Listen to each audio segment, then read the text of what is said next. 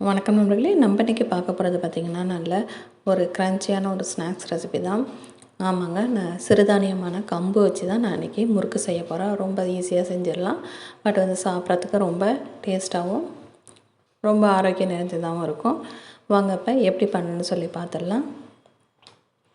அதுக்கு ஒரு பவுலில் 1 கப் அளவுக்கு கம்பு மாவு எடுத்துக்கிறேன். கம்பு மாவு வந்து கடைகள்லேயே மாவாகவும் விற்கிது. இல்லைன்னா நீங்கள் கம்பு வாங்கிட்டு நல்லா க்ளீன் பண்ணிவிட்டு வெயிலில் காய வச்சு மிஷினில் கொடுத்து அரைச்சி வச்சுக்கலாம். இப்போ கம்பு மாவோட ஒரு 1/4 கப் அளவுக்கு அரிசி மாவு சேர்த்துட்றேன். இதோட ஒரு 1/4 ஸ்பூன் அளவுக்கு எள், பெருங்காயத்தூள் கொஞ்சம், இந்த மாவுக்கு தேவையான அளவுக்கு உப்பையும் சேர்த்துட்றேன்.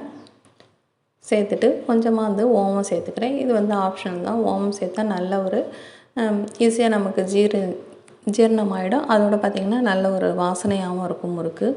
இதுக்கு வந்து ஓமத்தை நல்லா இது போல் கைகளால் கசக்கிட்டு நீங்கள் சேர்த்திங்கன்னா இன்னும் நல்லா வாசனை நல்லா அதிகமாக இருக்கும். இப்போ 1 டேபிள் ஸ்பூன் அளவுக்கு இதில் வெண்ணெய் சேர்த்துக்கிறேன். வெண்ணெய் சேர்த்துட்டு கைகளால் இந்த மாவில் எல்லா பக்கங்கள்லேயும் எல்லா பொருளையும் நல்லா சேர்கிற அளவுக்கு நல்லா கலந்து விட்டுடுங்க.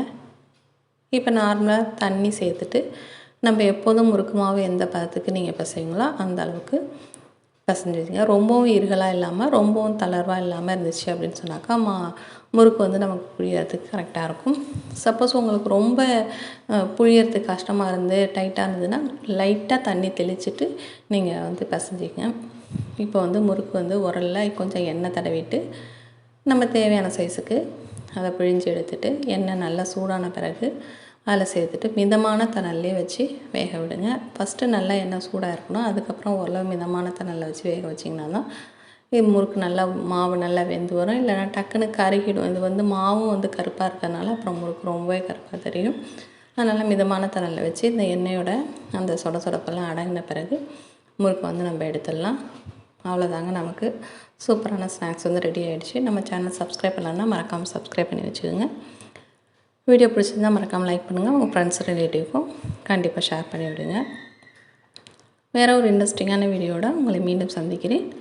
வணக்கம்.